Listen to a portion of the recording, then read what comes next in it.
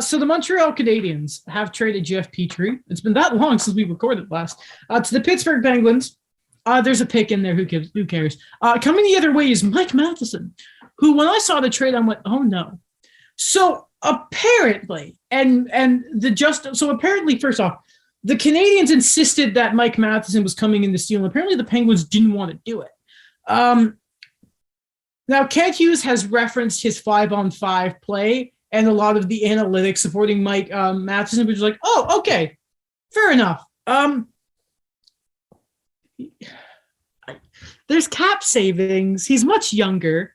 But it's longer, right? I think it is a longer. Actually, let me double check the exact contract of it. Let me put it like this. I'm surprised they got something. Mike Matheson has 4 years left. So he'll be like 2 years younger than Jeff Petry is now by the time the deal is done. Listen, do I hate the deal with every fiber of my being? No. But I think a lot of people were expecting they were going to try and target a pick and a prospect.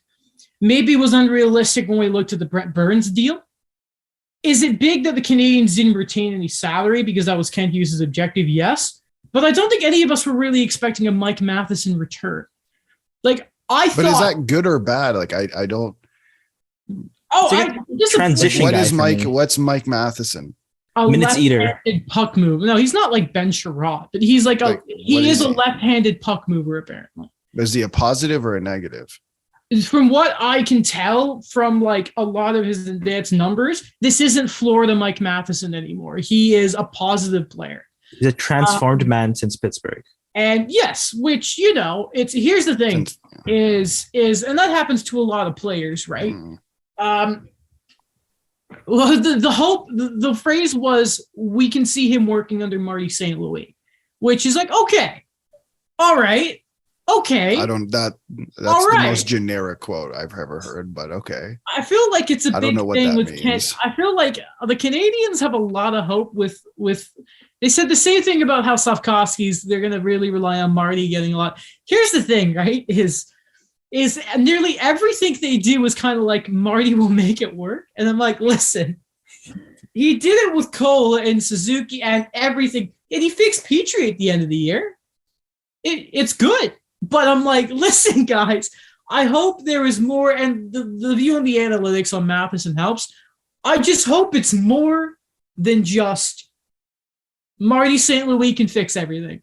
Because let us remember, he has only coached half a season.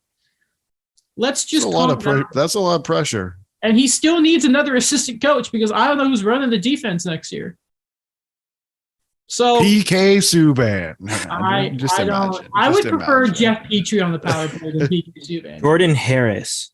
No, but who's going to be their assistant coach? Yeah, the coach. Yeah. Oh, no. Okay, yeah, they bring on PK as a coach. I wouldn't be opposed of Andrei Markov. Player coach. I don't know if Markov's much of a communicator. Never really was as a player. Well, I'm sure. Well, no, on the ice, he was the general. I shouldn't say that. But in the media, he was always like, yeah, I still know if Markov would be interested. Because he's in Russia with his family and his weird music videos his wife did. Don't ask. Look it up. I just thought the return was weird. I'm happy they didn't retain salary. But it just wasn't the return I was expecting. And what were you expecting? Because I think going into before you answer that question, I'll preface it with, before the trade deadline, right? There was the talks of Jeff Petry being traded. And it seemed like the expectations were extremely high for a player who was not having a good season and had just started a contract. So what were you expecting now? I was expecting maybe a B prospect in a second at the deadline. And what's Mike Matheson's value? Like, to you, what's Mike Matheson's value in relation to that? Is it close? Is it above? Is it on par? Like, that's what I'm very confused about. Like, I can't get a good understanding of what people think of this trade because the expectations felt so high that now I don't even know what Mike Matheson is. You know what? What's weird is Penguins fans hated it. They really liked him. And I was like, really? Because here's the thing, because we don't pay as much of attention to guys like Mike Matheson on the Penguins because Sidney Crosby exists. And this whole offseason has been focused around Chris Letang, Brian Rust, and Evgeny Malkin. I remember watching the playoffs and I saw Matheson on the top pair with Chris Letang, and I said, "Excuse me." Was it Matheson the one who screwed you? Yeah, no. There was a game where he had some rep turnovers, but I can forgive that because Jeff Petry had plenty. Anyway, and yeah, I remember yelling, "Mike Matheson, you're screwing my bracket right now." And now he's ahead. Listen, like here's how you sort of you look at it, right? As I lost my train of thought, so I'm trying to stall as I try and remember what I was about to say. What were we talking about? I'm trying to gauge like value. Okay, so I'm trying to gauge value of what Mike Matheson is, because like to me this is this should be extremely underwhelming considering how people were talking about Jeff Petry around February/March, and considering, yes, okay, you can look at what Vegas has done, but Vegas also did this last summer, so I can't imagine the market's extremely shifted. So it's because I think I have, or a lot of us have, the view of this is the Mike Matheson that the Panthers took salary off of to make work in the Patrick Hornquist deal, and the sense for it on Pittsburgh was the fact that, like, real money or something, it was offset. I remember it was a really, really weird trade at the time. We were like, what the hell is going on here?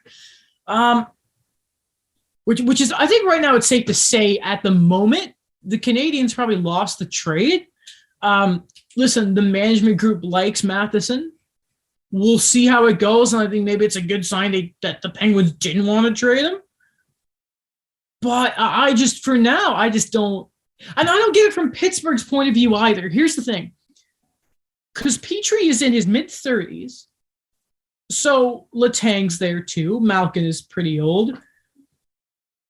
I know they wanted to get some more offense on the back end because John Marino's offense just sort of wailed, and they're maybe getting it sort of bet with Ty Smith in that swap. You know, sort of problem child prospects, my problem, your problem, see what's going on here. And like Petry's going to be good for them, but my God, they're old. It's just a very strange all around where it looked like both fan bases weren't really happy, but at least I know what Jeff Petry is despite the first half of the season under Dom Ducharme. And yeah, like you say, Alex, I need to see Mike Matheson play. Because right now I'm just like, how am I going to feel about watching him and David Savard play together? Or is he going to play with Joel Edmondson? Or what are we doing? Listen, he's a couple years younger than Jeff Petry. And he's a hometown guy. And for some reason, there's a thing of whenever a defenseman comes to Montreal, at least his first year, he plays out of his mind, and who knows what's after that. That happened with Ben Sherratt and like Joel Edmondson. They had great first years, and then we don't talk about Ben Sherratt ever again. Until last year. Yeah, and then he was worth a first, and then somehow he was. But I don't know. Right now, I don't love the trade. I just don't. Like, from the Penguins' perspective, okay, like, I guess I don't understand their value of Mike Matheson, but I think they come out with the better player right now. Yeah. They come out with the better player right now, and it somewhat addresses a need, one of their needs, if they think they need more offense on that blue line. Letang Petry is pretty freaking nice to have as a 1-2 on the right. And your top four somewhat lines up around Brian Dumoulin, Chris Letang, Marcus Pettersson, and Jeff Petry is what your top four could look like.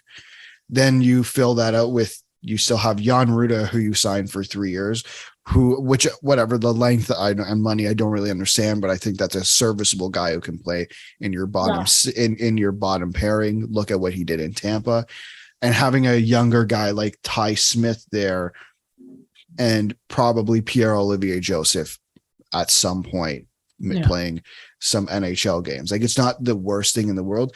It is extremely old. Yeah. You're right. Like, you're spot on with that. But doesn't that fit the vibe of the Pittsburgh Penguins in they need to win now? Yeah. 3 years or bust, basically, for the Penguins. Which is fair, yeah. Like, as long as you have Crosby. I don't want to see them ever taking like a step back under Sidney Crosby. Should not happen. We need to protect that man and the rest of his career at any cost.